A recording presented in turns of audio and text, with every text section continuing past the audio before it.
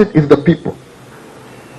The higher institutions are sharpening your greatest asset, that they'll be able to contribute more to the society. And we're still limping around after 40 years in power, understaffed. And those kids coming out are going to be competing with a kid from China. We saw it during COVID. The world shrank. People are able to do things online. And we're not preparing our children for tomorrow, and we expect to compete. Our education system, does it make our children productive? You know, kids are going into primary one, majority of them are going to remain.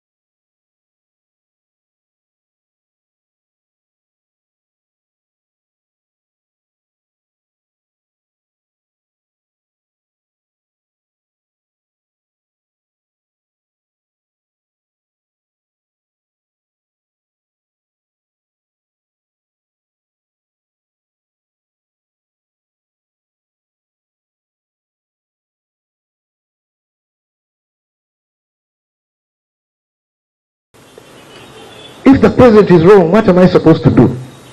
Or if I believe I have a better idea than the president on a particular issue, what am I supposed to do? Am I supposed to say, yes, Mr. President, you're right? I'm not that person.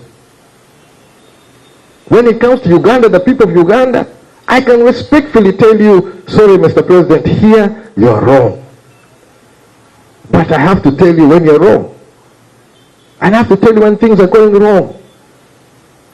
What has been done to some of us, what has been done in the name of democracy, what is being done on handling many of these issues does not augur well. Avenues where people could talk, iPod, what has happened? Years we sit, we cannot meet. We want to build this anger for what? Are we not all Ugandans? Or it is only just some people who care about Uganda and others were just supposed to be spectators? If that's the case, I'll still talk. I'll talk. When it's unpalatable, I will push it. And that's what I've done. Whatever the consequences, I will put it forward. Yes, sir. Thank you. My name is Edward. Some of you MPs that have just big amount for being a speaker next parliament. Have you discussed about this as a party on who should be, or who your member should vote as a speaker of parliament? We have not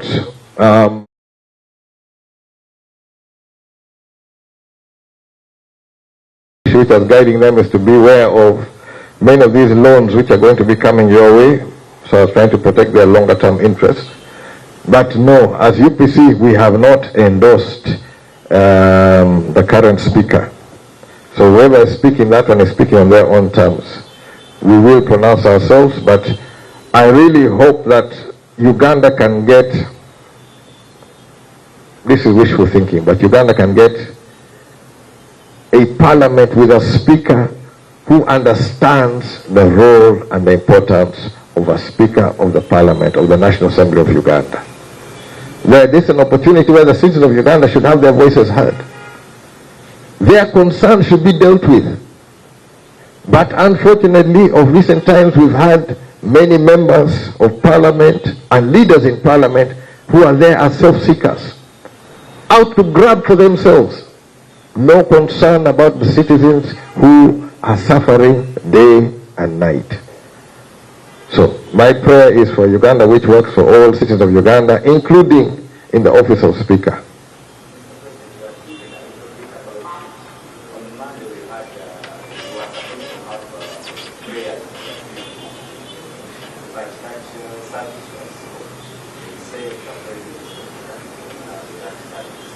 But we have been that church and the religious leaders have been always that's aware people who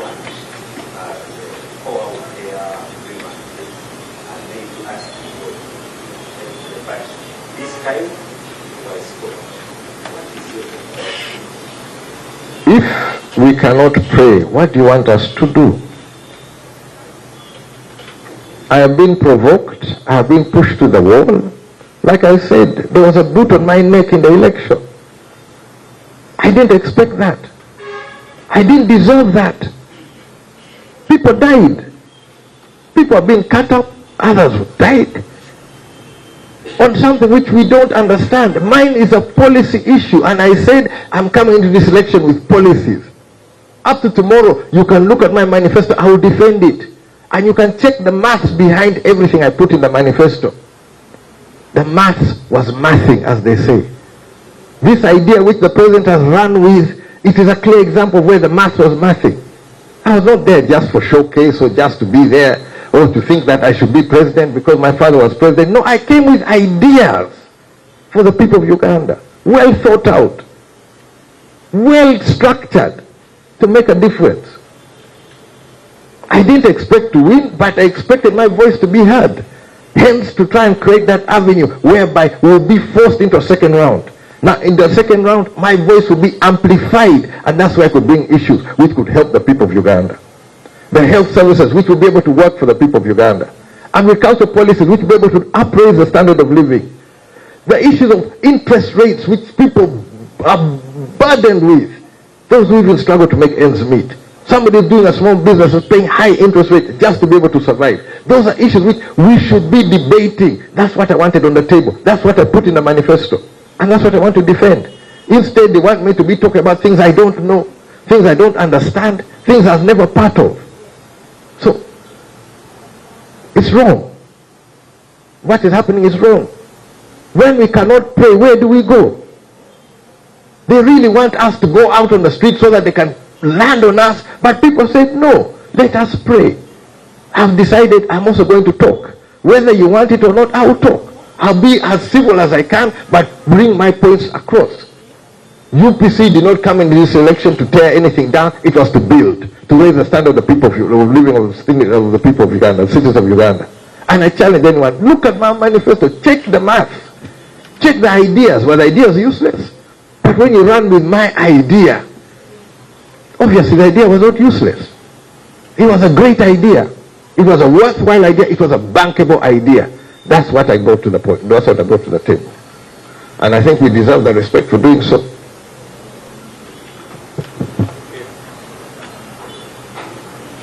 We seem to be satisfied. Thank you. Let me wish you a pleasant day and week ahead.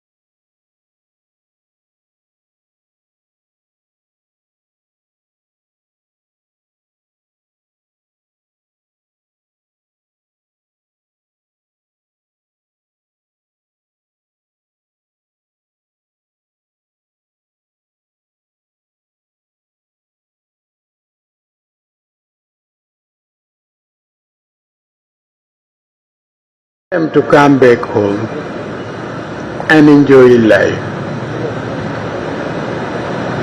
Me personally, having worked with the Commission for all these years, have known most of the leaders of the rebellions. I was the one who brokered the peace talks with the LRA in Juba. I brokered it, I talked with the Kony, we arranged, then I took it to Juba. So most of the LRA, most of the people, they know me. Then I was the one who who shared the peace talks with the UNRF2 of Bamuze, Major General Ali Bamuze, and the government of Uganda. I did share the peace talks. That's why I was saying most of the leaders of the rebellions know me. I told you I visited Lakwena. I'm not new to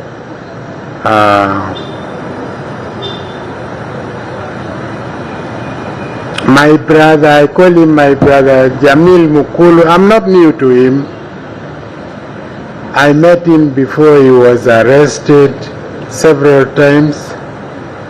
We met in Nairobi, we met in Goma, we met in several other places. So I encourage those who are still outside to come back. They know me. When they hear my name, they know who they are talking about. So I want them to come back. Fighting has not helped. We want to stop fighting. We want peace in the country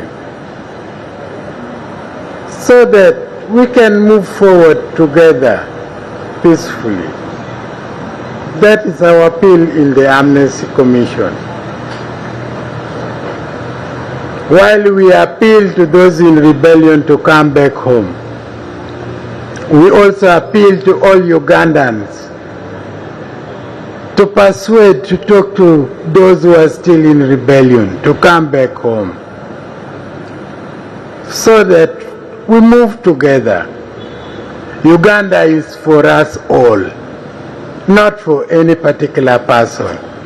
Let them also come back and we move forward together.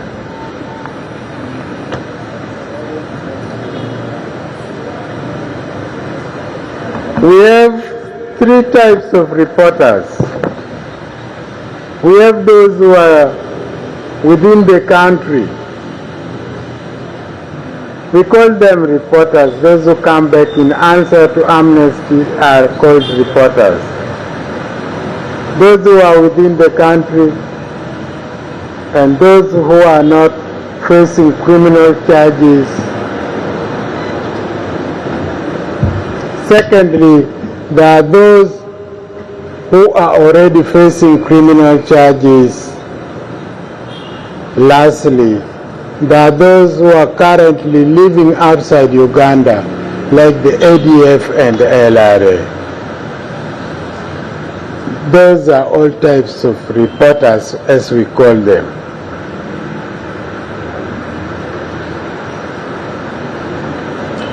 For each of these groups, the procedure for claiming amnesty is different.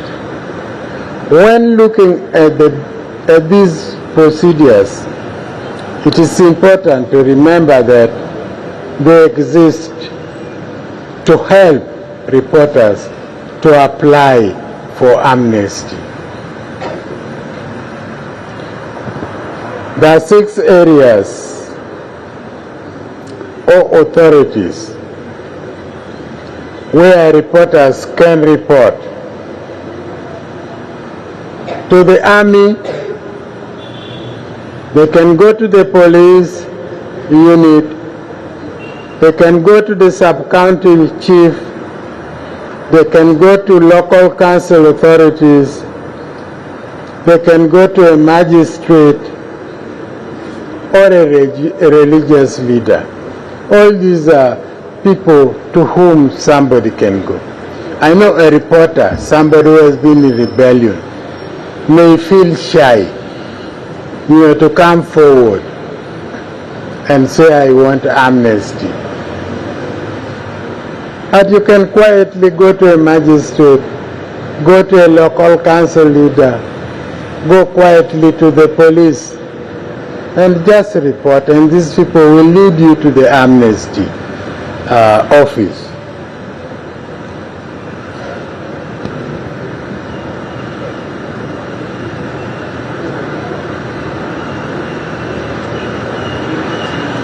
For those who are outside Uganda, they can go to our diplomatic mission and report there. You just go quietly, nobody follows you, nobody knows, and say, please, I've been this and that, I want to surrender. And you will be received, and you will be directed, and you can come and receive amnesty.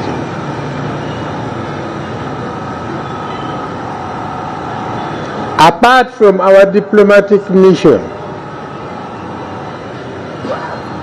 there are organizations that have agreed with the government of Uganda to receive reporters and bring them to the commission. So these can also help.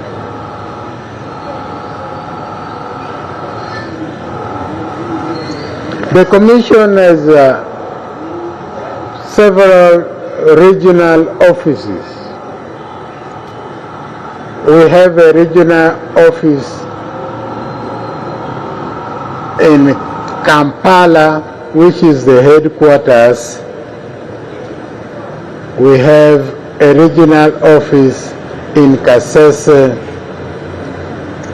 We have a regional office in Mbale. We have a regional office in Gulu. And we have a regional office in Arua. It is scattered all over the country so that it is easy. If the rebels are in the west, they can go to Kasese. If they are in the east, they can go to Mbale. If they are in the north, they can go to Arua or Gulu. They can go to Kitgum. If they are in the central, they can come to Kampala. These are regional offices. And these offices are manned by people we call DRTs, who are in charge of demobilization and resettlement of these reporters. So these are offices of the Amnesty Commission.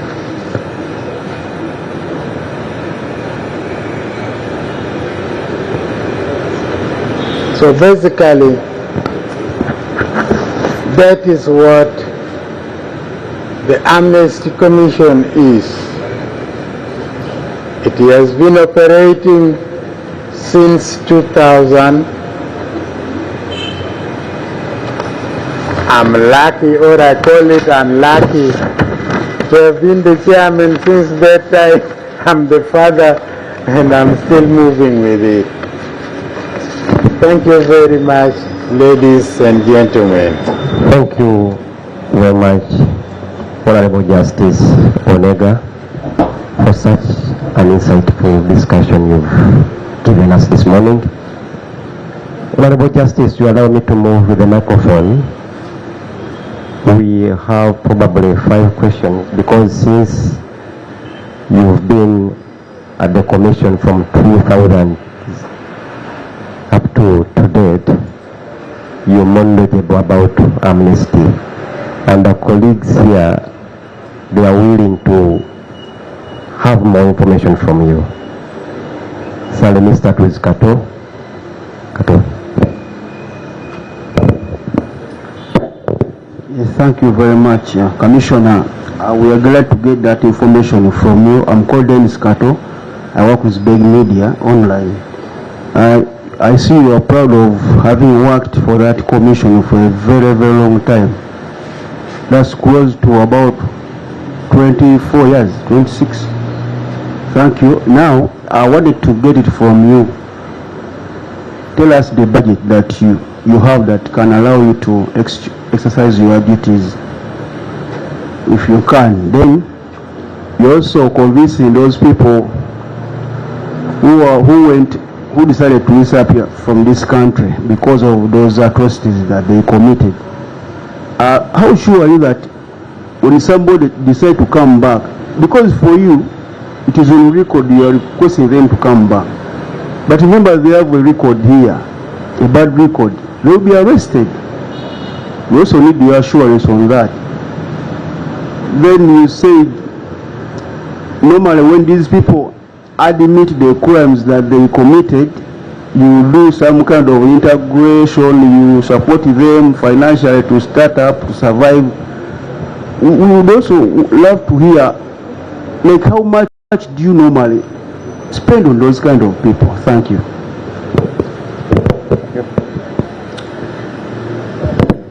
Thank you very much. Of course, when they get amnesty, they come to us, we give them a certificate, and it is provided in the Amnesty Act. Such person who has got a certificate, who has been given amnesty, is no longer liable for prosecution, which means such person can no longer be prosecuted for any crime he committed in the process of rebellion. Once he has been given the certificate, he has been given amnesty, that is all. He is no longer prosecuted for the offense he committed in the process. The kind of things we give them for resettlement, I must say, these are, basic things. We give them hose, we give them blankets, just basic household things to start them a living. That is for resettlement. And we give 240,000 Uganda shillings. It is not intended to keep them for life, but it is intended to start them. They are going home. They may go and find there is no bed sheet, nothing. So that's why we give them blankets.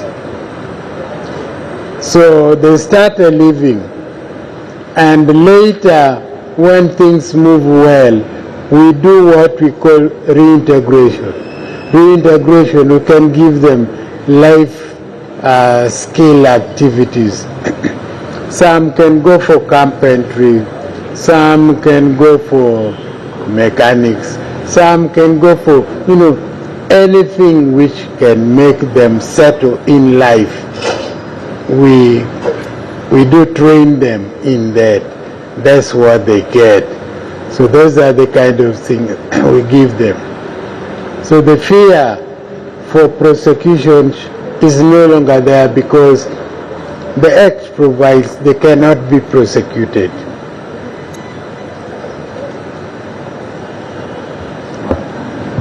Thank you. Pardon?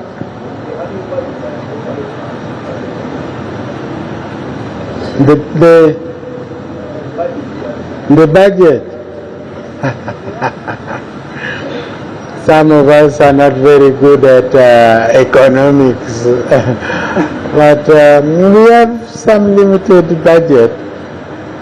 Moses, can you help me in that?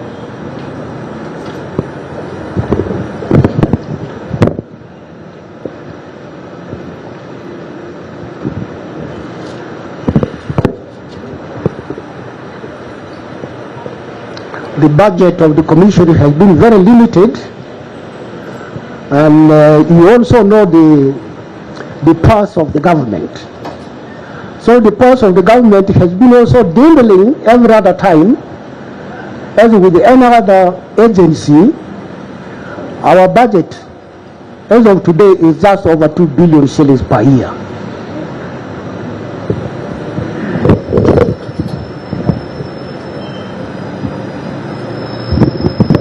Good afternoon, Chair. Good afternoon, comrades. I'm called Robert Onyango. I work with UPC TV.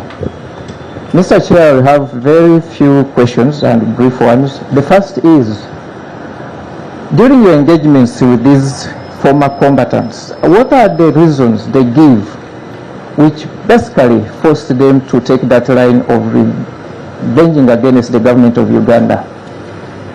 The second question is, why has the persons of Jamil Mukulu and Joseph Kony not benefited from this soft hand of government of Uganda? The third question would be, in your engagements or negotiations, what did you promise? What did you give?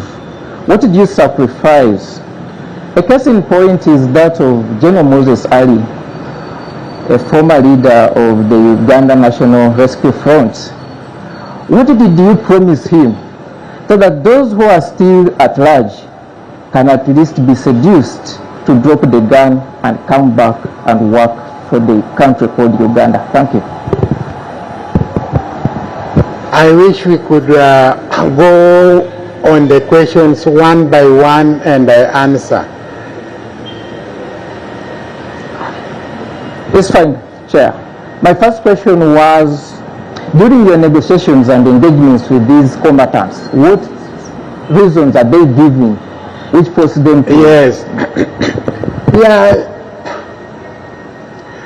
It's funny, you know, the different rebel groups with the different regions, why they take up rebellion. And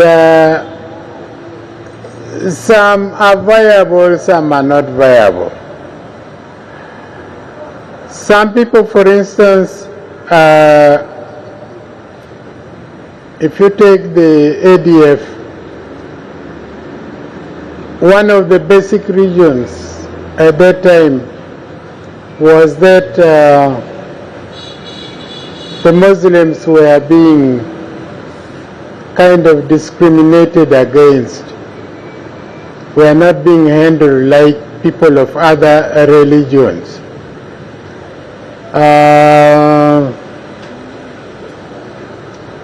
If you take the Lord's Resistance Army of Corn, there is no basic reason they have come up with really to say that we are in the bush, we are fighting the government because of this. Some people are easily persuaded. I can come and say, boys, let us go. When I become the leader, I will do this for you. I will give this to you. I'll make you this and that. You know, simple things.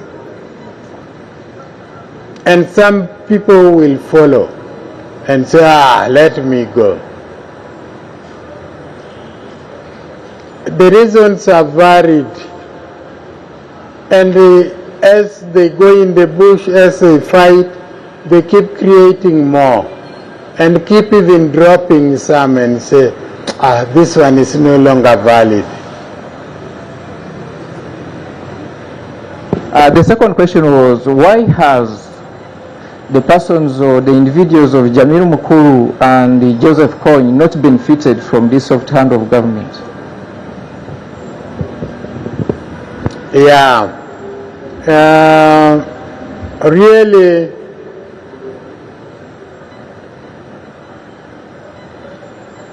for Jamil Mukulu,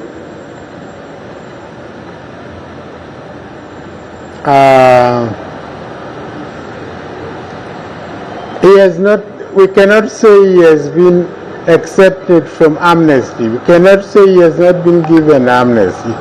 I know at the moment he has not been given amnesty, but at the moment he's in jail. But there is a likelihood that when he comes out of the jail, his application for amnesty can be considered. I am aware of the process because his group is also one of the rebel groups that we are engaging to talk peace with the government.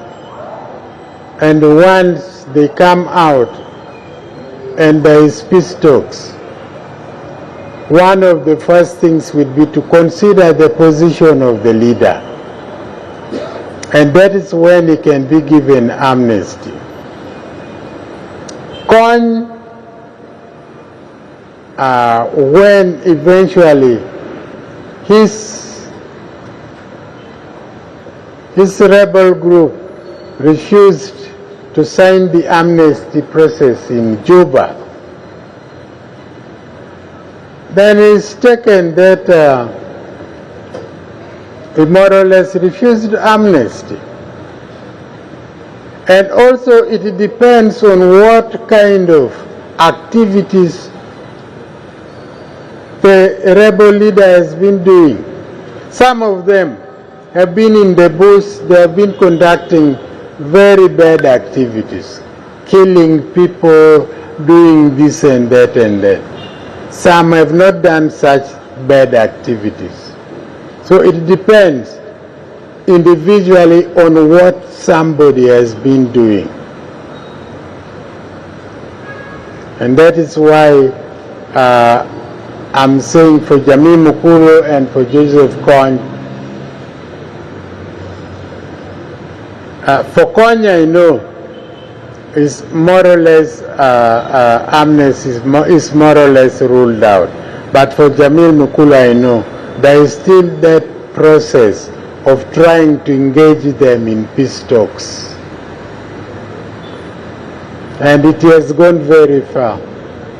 I've been involved in it and I know how far it has gone. So if it goes well, he can be pardoned.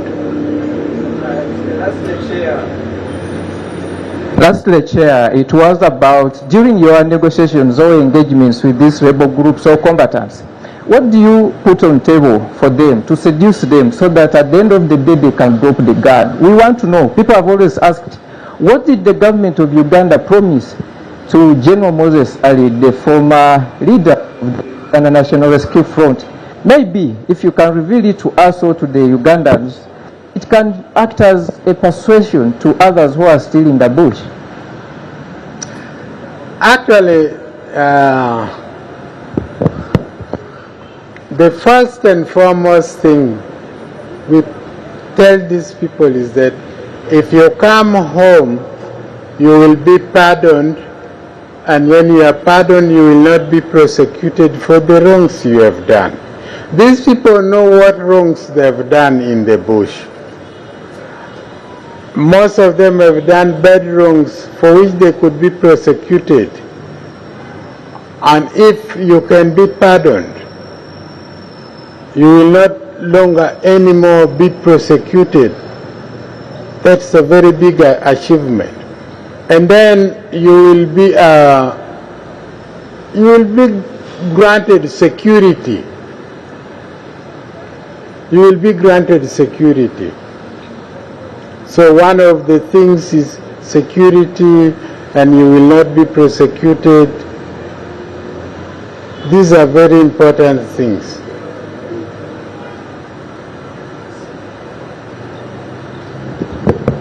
Okay.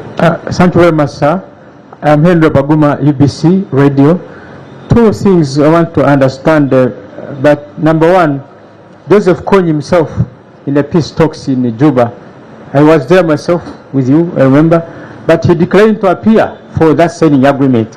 Now that proposed agreement, has it collapsed or it is still standing? Number two, how is the relationship between Amnesty Commission and ICC? Thank you. And who? The relationship between Amnesty Commission and who? ICC. ICC. Well, Joseph Kony, there is that draft agreement. There is that draft agreement which he refused to sign. And since it is not signed, then it is not valuable. And as for the relationship between the Amnesty Commission and the ICC, we are supposed to be friends because the Amnesty Commission is not supposed to be encouraging people to go out on rebellion and commit crimes. Those who are in rebellion commit a number of heinous crimes.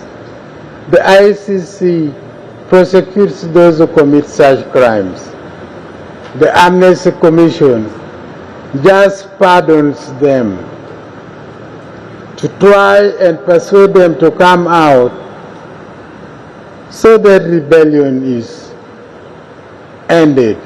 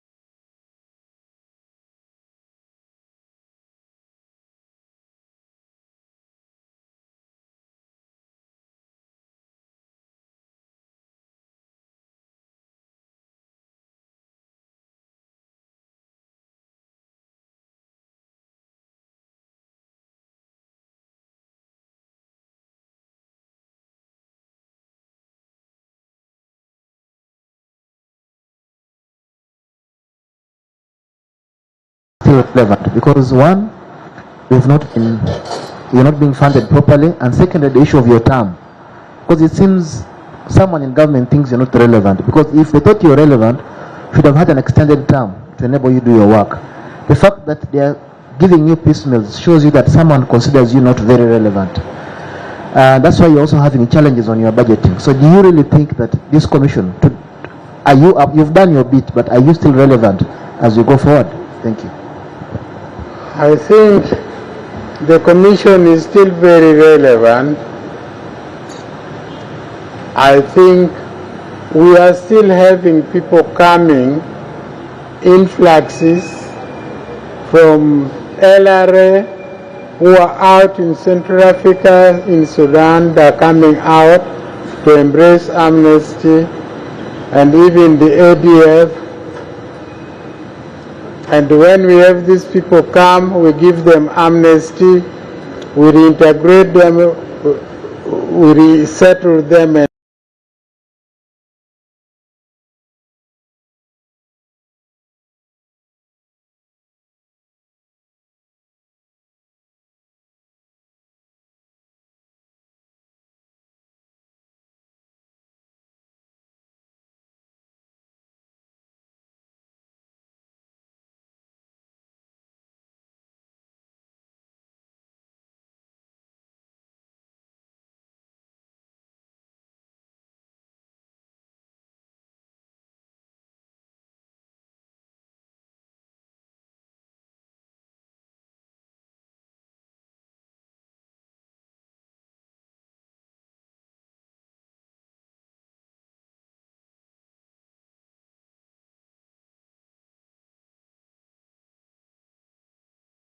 And Draco, I work with the Daily Monitor. Two questions. Question one, there are people who think Uganda does not need Amnesty Commission, but a Truth and Reconciliation Commission that will address the root cause of why people are running to bush, but also address the issues at a national level. As the Amnesty Commission, what is your thought on that? Then question number... The other one you said is what? Truth and Reconciliation Commission. Truth and Reconciliation. Yes. Then question two, you are encouraging people, those in the bushes, to come home. But I'm aware that there are people who came home seeking for amnesty, but the CMI is keeping them in safe houses. If such leaders are kept in safe houses, how will you convince those who are still outside here to come home? and end up in the same places where their leaders are. Thank you. Thank you. I think, you know, the government arm is very large. It's not that we are aware of these people who are being kept somewhere or done this and that. And it depends on what they have done, which made them end up in the hands of those organizations keeping them. Otherwise, for us, it's clear when somebody comes out, follows the right process, and is given amnesty, we know he cannot be charged, and he should not be charged. If he's charged and taken to a court of law, I think his lawyer should just go and say, so and so has got amnesty. He cannot be charged, he cannot be tried, and the case should be thrown out. Now, on Amnesty and Truth and Reconciliation Commission, we do both. We give amnesty. We do reconciliation. We have to reconcile the rebels with the communities they go to, with the people they have inflicted harm to. And that is truth and reconciliation. When we are doing the reconciliation,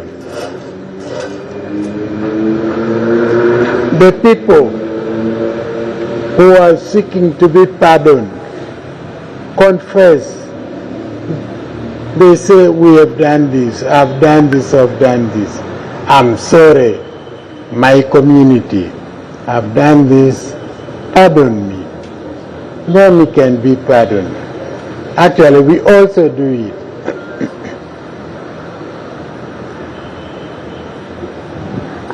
Chairperson, I'm Ronita Twino from NBS, and mine is about the process that you have just talked about.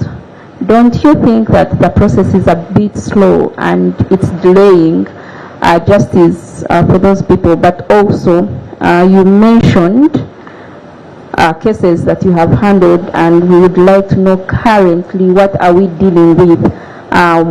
When did we have the last appeal? What was it about? But also, do we have any pending cases that as the commission need to deal with? What was the first question? The first question was about the process. Don't you think it's a bit slow? Don't you think it delays the entire process? The process of the amnesty. You see, amnesty is a process you cannot rush. You have to convince these people. They have to satisfy themselves that what you are telling them is the truth. That if they come back home, they are not going to be prosecuted. That if they come back home, they are going to be resettled. That their security is going to be, guaranteed. And that takes time. Sometimes in the middle, there are other people who might come in and tell them some other thing. You have gone far, you have talked to them, then some other people can come in between and say, if you go, you are going to suffer. If you go, they are going to do this. That's why it takes time. Sometimes you talk the process almost to the end, then it gets spoiled at the last moment. The second one was about currently, what are we dealing with as a commission? Do we have appeals? Right now, do we have amnesty cases that are pending? And which ones are they? Do we have some big appeals that we are dealing with right now? I don't know what you mean when you say amnesty cases. cases that are being considered. We normally don't take long. A person or people come, they fill forms, we pardon them and we sign certificates for them there and then. It doesn't take long. At the moment, I don't know of cases of people which are still pending, which we haven't given amnesty certificates. Do we have any such cases, Ms. Moses?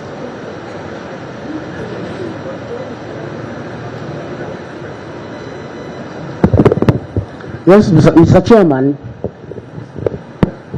As you recall, the chairman said there are 3 rebel groups that are still outside.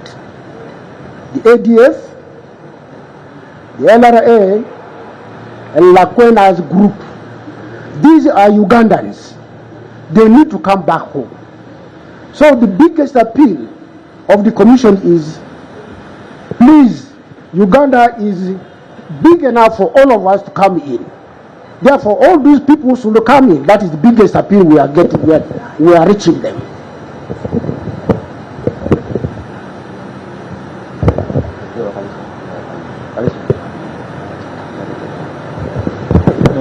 Mr. Chairman, my name is Stephen from UBC. You said you have contacts with the leaders of some of these groups. A case in point, you had and organized a meeting with Connie. Maybe you wanted to know, when did you last speak to him and where could he be? Because some people say he has vanished from earth. Ugandans, we are proud of the security we have here. We have even exported our efforts to fight for other people, but we have failed to apprehend Connie. What could be the problem? Well, the talks I have with the rebel groups are usually very confidential. Sometimes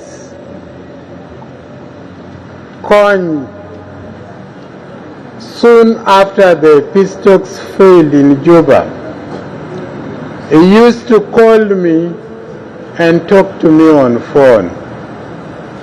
After sometimes he went quiet. And the kind of talks I have with the rebel leaders is so confidential. I don't even let many people know it's happening. Sometimes, in many cases, they quietly send me messengers who come directly to me and talk to me. So that's the way we do it. People may not know it's happening, but it happens. Chair, my name is Daniel Kibet from NTV. I've got 2 questions. Is it automatic that if I'm a former rebel and I come and apply to be pardoned, is it automatic that I'll be pardoned? Or are there cases where some ex-rebels have reached out to you, applied for them to be forgiven, and then you turn them away?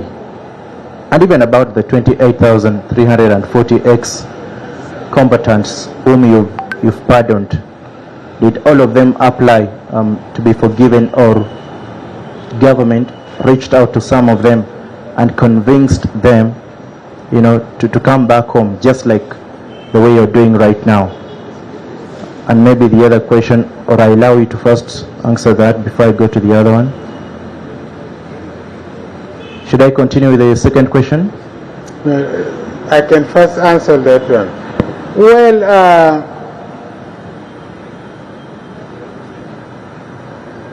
I should say it is not automatic. You come and apply for amnesty. We also have to take into account other factors in your background. For instance, if you come and apply for amnesty, when you have already been charged in the ICC, then we find it difficult to give you amnesty. We are a government.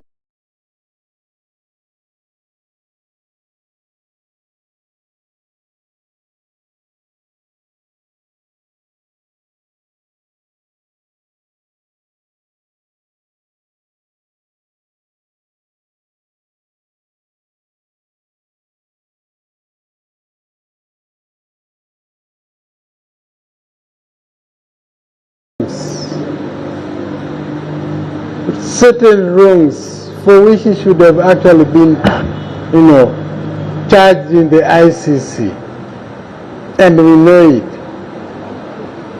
First of all, such a person would fear to come to us.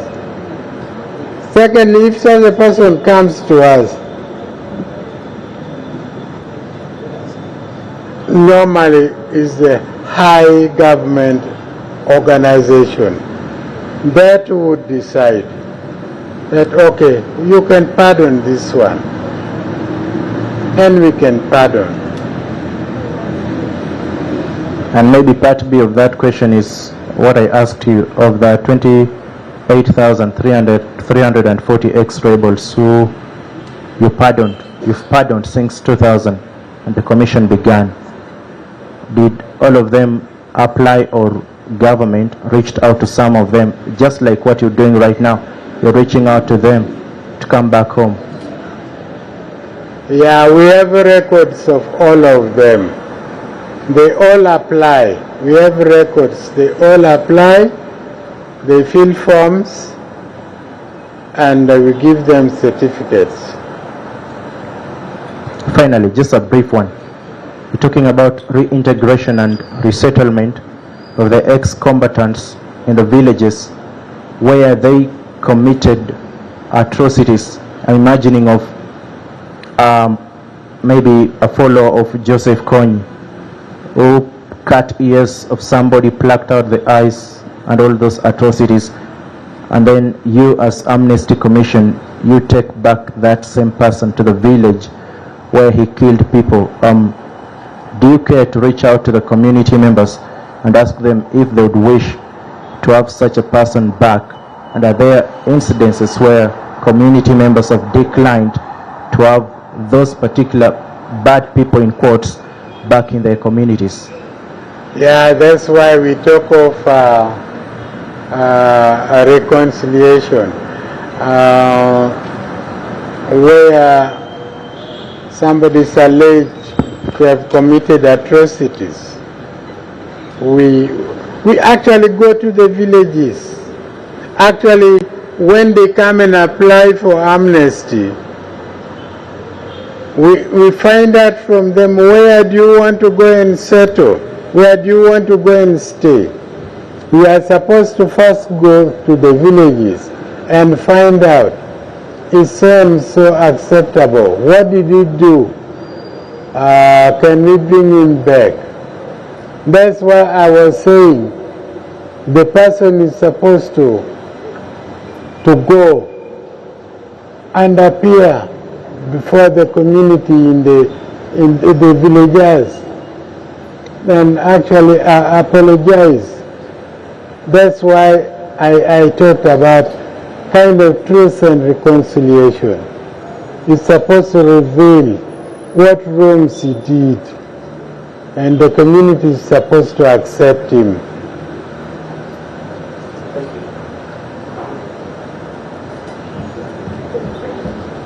Thank you so much, Honorable Justice Wanege, for such a wonderful response you've given to the colleagues in the media. Colleagues, we really appreciate your services.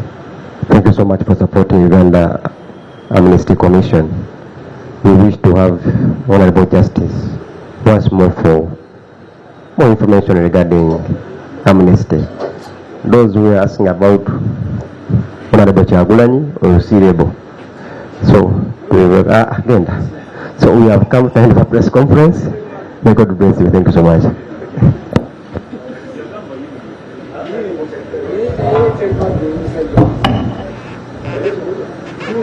Honorable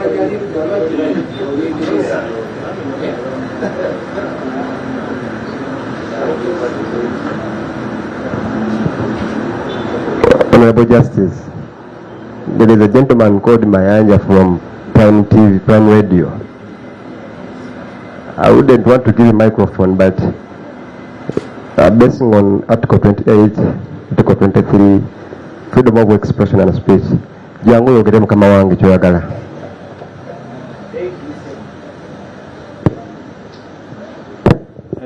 Hello, Chair, thank you. I'm Lord Mayanja Fai.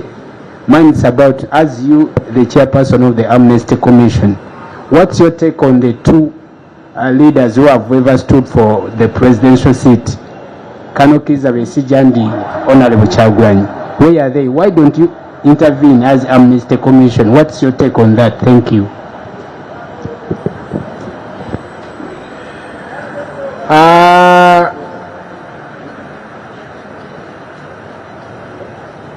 You are talking of Kyagulanyi and you are talking of who?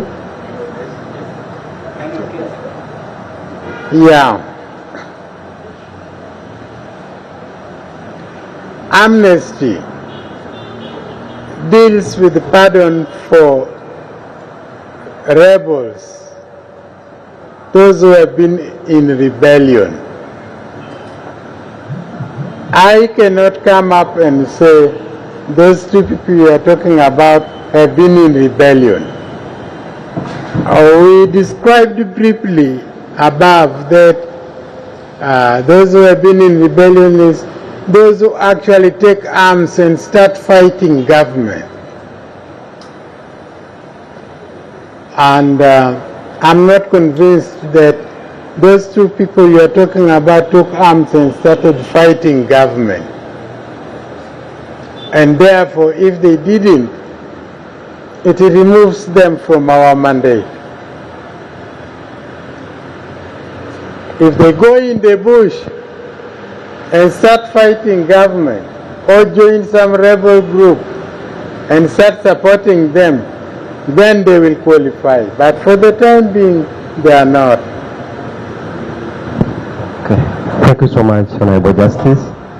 So, Mayanja, the people you are asking about, they still have space to go and do that, and then they qualify to be part of the amnesty.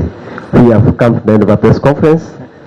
There are some refreshments in the boardroom, courtesy of Honorable Justice Oneka. Thank you. And the spokesperson of the Commission. Thank you.